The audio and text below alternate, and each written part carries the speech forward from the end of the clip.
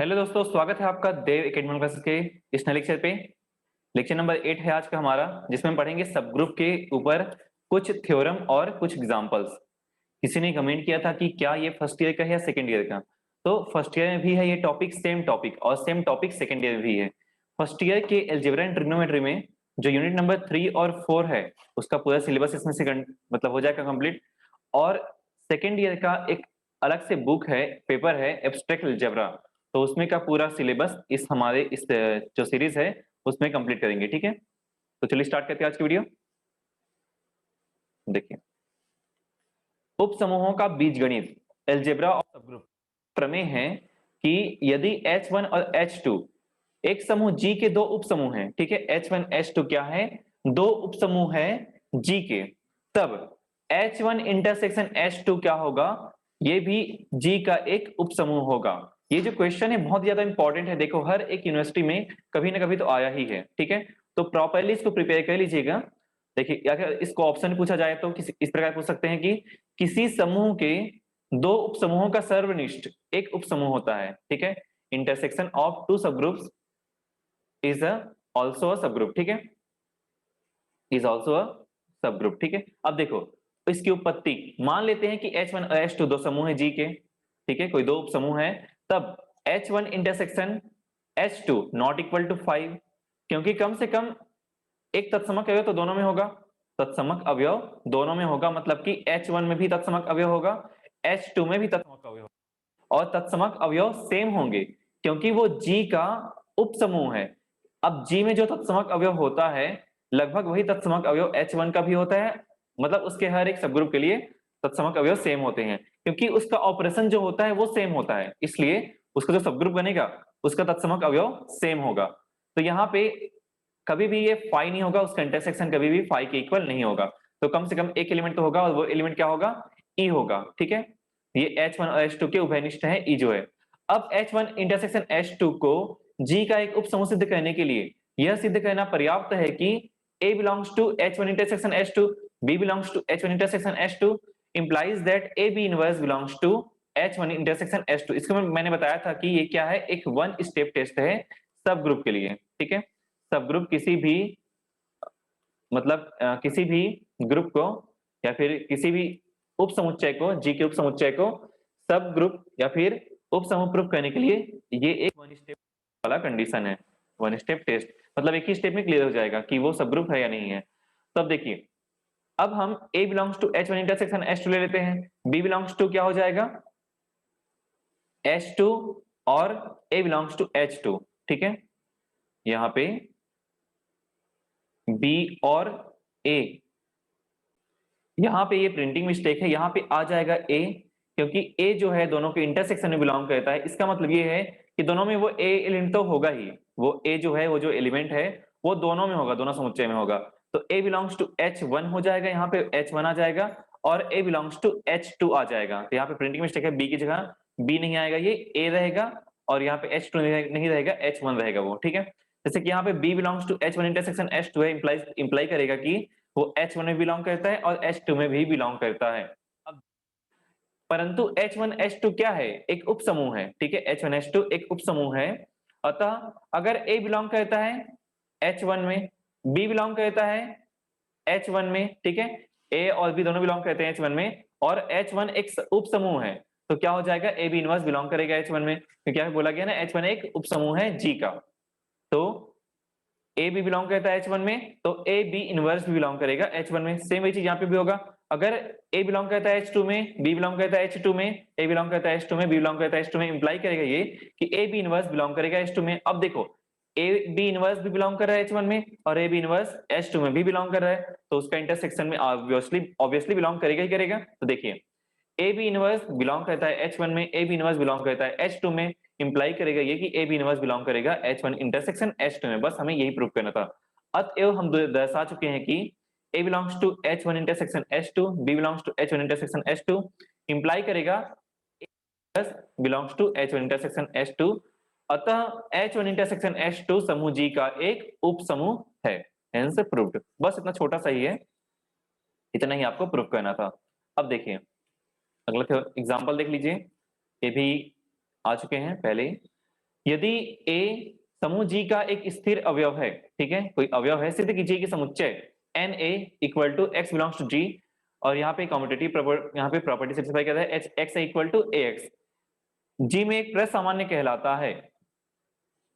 जी का एक उपसमूह होता है, ये नॉर्मलाइजर बोलते हैं इसको। ये जो डेफिनेशन यहाँ पे लिखा हुआ है कि x बिलोंग करता है जी, मतलब जी का हर एक एलिमेंट, यहाँ पे जो एलिमेंट लेंगे हम ए जो लेंगे उसके साथ वो कम्यूटेटिव प्रॉपर्टी सेटिस्फाई करता है, इसी को हम नॉर्मलाइजर कहते हैं। ये नॉर्मलाइजर का डेफिनेशन होता है, प्रसामान्य का एक डेफिनेशन होता है। तो देखिए इस डेफिनेशन को यूज करके हम क्या प्रूफ करेंगे कि एन ए क्या है, एक सब ग्रुप है, ठीक है, जी का एक उपसमूह है। तो मान लेते हैं एक्स वाई बिलोंग करता है एन ए में, एक्स वाई बिलोंग करता है एन ए में, एक्स बिलोंग कर गया, वाई भी बिलोंग कर गया एन ए में, तो क्या आ जाएगा, X A equal to X हो जाएगा क्योंकि यहाँ पे डेफिनेशन में है, और दूसरा अब वाई बिलोंग करता है एन ए में तो Y A is equal to A Y हो जाएगा, ठीक है। अब यहाँ पे हम लेते हैं कि Y equal to A Y को ले लिए, दोनों साइड में वाई इनवर्स का मल्टीप्लाई कर दिया हमने, तो क्या हो गया वाई इनवर्स वाई ए, ठीक है, इंटू वाई इनवर्स, ठीक है। राइट साइड में भी वाई इनवर्स ए वाई इंटू वाई इनवर्स, ठीक है, यहाँ पे ए वाई था, दोनों साइड हमने ए वाई इनवर्स का मल्टीप्लाई कर दिया। अब देखिए वाई इंटू वाई इनवर्स क्या हो गया, ई हो गया, तो वहां से वो कैंसिल हो गया, ये पूरा हट के क्या मिल गया हम लोग को, एक मिनट,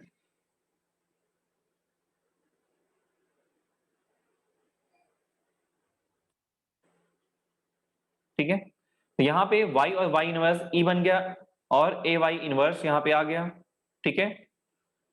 और राइट साइड भी यहां से y और y इनवर्स ई बन गया तो सिर्फ y इनवर्स ए आ गया, ठीक है, ये मिल गया हम लोग को।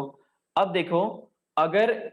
x a और ax इक्वल होते हैं तो क्या होता है, x बिलोंग करता है नॉर्मलाइजर ऑफ a में, ठीक है, यहाँ पे A Y inverse equal to Y A inverse हो रहा है, मतलब कि जो y इनवर्स है बिलोंग करेगा एन ए में, ठीक है, सिंपल सा है। तो यहां से हमें क्या मिल गया, y इनवर्स बिलोंग करता है एन ए में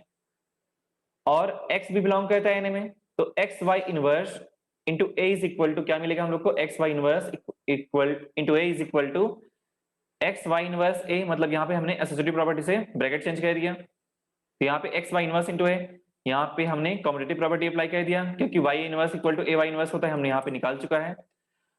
तो ये मिल गया हम लोग को, तो x इंटू ए वाई इनवर्स मिल गया हम लोग को। अब यहाँ से ब्रैकेट चेंज कर या फिर एसोसिएटिव प्रॉपर्टी से हमने ब्रैकेट चेंज कर दिया, तो एक्स ए मिल गया, एक्स ए को भी हम लिख सकते हैं ए एक्स क्योंकि हम यहाँ पे डिफाइन कर चुके हैं उसको, ए एक्स वाई इनवर्स। अब हम इन दोनों को एक साथ ले लिए तो एक्स वाई का इनवर्स मिल गया। अब देखो यहाँ हमने कहाँ से स्टार्ट किया था, एक्स वाई इनवर्स इंटू ए से, यहाँ पे क्या मिल गया ए एक्स वाई इनवर्स, तो हमें क्या मिल गया, इसको अगर b मान लेते हैं तो बी ए इक्वल टू ए भी मिल गया, या फिर इसको z मान लेते हैं, z equal to A Z मिल गया, z A equal to A Z. इसका मतलब ये है कि z जो है बिलोंग करेगा एन ए में, ठीक है, z बिलोंग करेगा एन ए में, और अगर z की जगह हम क्या लिए हैं, एक्स वाई इनवर्स लिए हैं, मतलब कि एक्स वाई इनवर्स बिलोंग करेगा एन ए में, ठीक है, जो a के साथ कम्यूटेटिव प्रॉपर्टी सेटिस्फाई करेगा वो एन ए में बिलोंग करेगा, ठीक है। तो एक्स वाई बिलोंग करता है एन ए में, एक्स बिलोंग करता है एन ए में, वाई बिलोंग करता है एन ए में, इंप्लाई करेगा कि एक्स वाई इनवर्स बिलोंग करता है एन ए में, ठीक है, एक्स और for all X Y belongs to N A, ठीक है, मतलब कि क्या हो गया, अगर ये प्रॉपर्टी से हम क्या कहते हैं, वन स्टेप टेस्ट, ठीक है, मैं बात बता रहा हूं इसमें, इसको हम कहते हैं वन स्टेप टेस्ट, ठीक है, मतलब कि इससे हम प्रूफ कर लिए एक्स वाई एक्स बिलोंग करता है एन ए में, वाई बिलोंग करता है एन ए में, और इंप्लाई करेगा एक्स वाई इनवर्स बिलोंग करता है एन ए में, इसका मतलब क्या हो गया, एन ए जी का एक उपसमूह है, और एन ए क्या है, प्रसामान्य है, प्रसामान्य है, नॉर्मलाइजर है, ठीक है। देखिए आगे एग्जांपल नंबर 8, दर्शाइए कि दो समूहों का संघ यूनियन एक उपसमूह होता है यदि और केवल यदि एक दूसरे में अंतर्विष्ट हो, मतलब कि हम जब दो उपसमूह लेंगे उसका यूनियन करेंगे तो वो एक उपसमूह होगा, लेकिन उसके लिए कंडीशन है कि एक दूसरे में अंतर्विष्ट होना चाहिए, या फिर कथन कीजिए, सिद्ध कीजिए कि प्रतिबंध जिसके अंतर्गत दो उपसमूहों का संघ एक उपसमूह होता है, यूनियन ऑफ टू सब ग्रुप ऑल्सो अ सब ग्रुप, ठीक है, ऑफ जी, इसे हमें सिद्ध करना है। तो देखिए सिद्ध करने के लिए हम क्या करेंगे, सबसे पहले हम यहाँ पे यदि और केवल यदि लिखा हुआ है, मतलब कि पहले अगर अंतर्विष्ट करता है तो अब उपसमूह होना चाहिए, और अगर उपसमूह होता है तो अंतर्विष्ट करता है, ये हमें प्रूफ करना है, ठीक है। यहाँ पे क्या लिया गया है, H1H2 दो उपसमूह है, तो यदि और केवल यदि एक दूसरे में अंतर्विष्ट है तो सबसे पहले अंतर्विष्ट को लिया गया है, एक दूसरे में अंतर्विष्ट है, तब हमें क्या करना है, उपसमूह प्रूफ करना है। देखो मान लेते हैं इसके लिए कि H1 और H2 समूह G के दो उपसमूह हैं। मान लेते हैं यहाँ पे कि H1 अंतर्विष्ट कहता है H2 में, ठीक है, अंतर्विष्ट है H2 में, और H2 अंतर्विष्ट है H1 में, दोनों एक दूसरे के सबसेट हैं। मतलब कि यहाँ से क्या मिल जाएगा हम लोग को, अगर दोनों एक दूसरे में बिलोंग करते हैं, यहाँ पे एक दूसरे के सबसेट हैं, तो H1 इक्वल टू H2 मिल जाएगा, ठीक है। तो उसका यूनियन भी करते हैं अगर, तो वो एक दूसरे के बराबर ही होंगे, ठीक है। H1 यूनियन H2 करेंगे, अगर दोनों इक्वल हैं, या तो H1 मिलेगा, या तो H1 यूनियन H2 करेंगे तो H2 मिलेगा। क्योंकि H1 और H2 अपने आप में क्या है, एक सब ग्रुप है G का, H1 H2 दोनों है, मतलब कि H1 यूनियन H2 भी एक सब ग्रुप होगा G का। यहाँ पे देखो क्या बोला गया है, H1 subset of H2, H2 is subset of H1, तब H1 यूनियन H2 या तो H2 के बराबर होगा या फिर H1 के बराबर होगा, परंतु H1 H2 उपसमूह है, अतः H1 यूनियन H2 भी एक उपसमूह होगा, ठीक है। बस वही चीज यहाँ पे बोला गया है। अब देखिए आगे, इसका विलोमता मतलब हम क्या लेके चलेंगे, H1 यूनियन H2 एक उपसमूह है, दोनों एक दूसरे में अंतर्विष्ट कहते हैं, तो हमें सिद्ध करना है कि H1 is subset of H2 और H2 is subset of H1।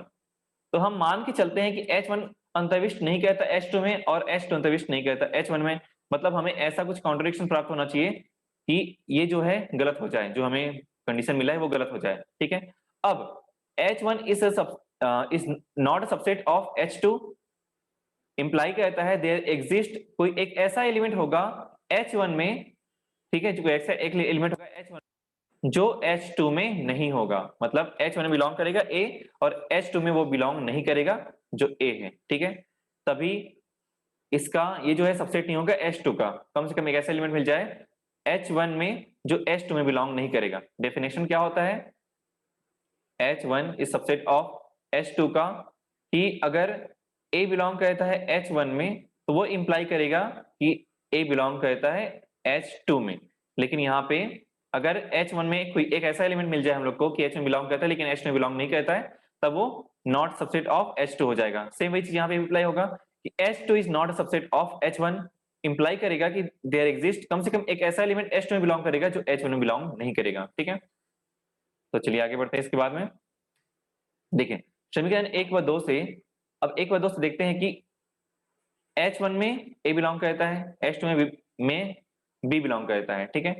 यहाँ पे A बिलोंग करता है में, उसका यूनियन करेंगे H2, ठीक है, तो उसके यूनियन करेंगे तो यूनियन में बिलोंग करेगा ही करेगा, यूनियन में बिलोंग करेगा, ठीक है।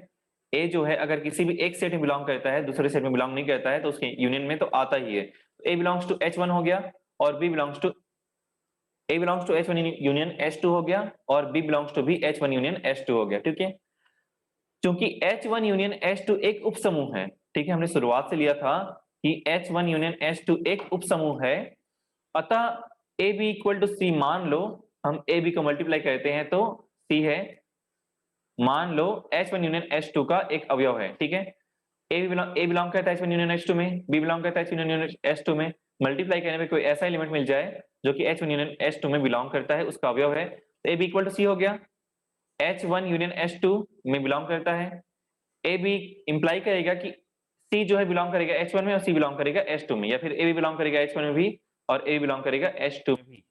एलिमेंट मिल जाता है जो दोनों में बिलोंग, दोनों में से किसी एक में बिलोंग करता है, क्योंकि यूनियन का डेफिनेशन ही होता है कि अगर ए यूनियन बी है, इसका मतलब ये होता है कि x is from x such that x belongs to a, और यहाँ पे या होता है, ठीक है, या x बिलोंग्स टू b, मतलब किसी एक में बिलोंग करेगा तब भी चलेगा, दोनों में बिलोंग करेगा तब भी चलेगा। यहाँ पे हम या का साइन लगाते हैं, इसमें और बोलते हैं, तो या तो ए बी एच में बिलोंग करेगा या फिर एच में बिलोंग करेगा या फिर दोनों में बिलोंग करेगा तब भी चलेगा यहाँ पे यूनियन के लिए। तो ए बी जो है बिलोंग करता है H1 में, तब बी जो है अगर ए बिलोंग करता है H1 में, बी जो है ए इनवर्स सी हो जाएगा, हमने पक्षांतर कह दिया इसको बी को, या फिर दोनों साइड इनवर्स लगा दिया तो ए इनवर्स सी हो गया, बिलोंग करता है H1 में। H1 एक उप समूह है, अतः ए बिलोंग करेगा H1 में, तो इंप्लाई करेगा कि इनवर्स बिलोंग करेगा H1 में, ठीक है। यहाँ पे जब, अब देखिए यहाँ पे ये देख लेते हैं कि परंतु समीकरण नंबर 2 से, समीकरण नंबर 2 क्या था हमारा ये था समीकरण नंबर 2 कि बिलोंग नहीं करता है H1 में, ठीक है। देखो यहाँ पे हमने देखा था कि B बिलोंग नहीं करता है H1 में, लेकिन यहाँ पे क्या आ गया कि B बिलोंग कर रहा है H1 में, जो कि विरोध कहता है, जो कि एक विरोध है, मतलब कि जो हमने लिया है H1 H2 subset of H1 वो गलत हो गया, ठीक है, कॉन्ट्रडिक्शन मिल गया। सेम वही चीज A बिलोंग कर गया, यहाँ पे अगर पक्षांतर कर दिया हमने तो A बिलोंग कर गया H2 में, जो कि विरोध कहता है, जो कि यहाँ भी एक विरोध है, मतलब कि जो दोनों यहाँ पे कंडीशन लिए हैं कि H1 is not a subset of H2 और H2 not a subset of H1, दोनों गलत हो चुके हैं, ठीक है। मतलब क्या होगा कि H1 सबसेट होगा H2 का और H2 भी सबसेट होगा H1 का, ठीक है, ये हमें प्रूफ करना था, हेंस प्रूव्ड। तो फ्रेंड्स आज के लेक्चर में बस इतना ही, 3 थ्योरम थे और एग्जांपल थे। तो अगर आपको वीडियो अच्छी लगी हो, इन्फॉर्मेटिव लगी हो, तो लाइक कीजिए, कमेंट कीजिए, शेयर कीजिए अपने फ्रेंड के साथ में, और बेल आइकन जरूर दबा लीजिएगा ताकि आगे की वीडियो की अपडेट जो है आपको टाइम मिलती है, और लाइक जरूर कर लीजिएगा करो। Okay, thank you so much to all.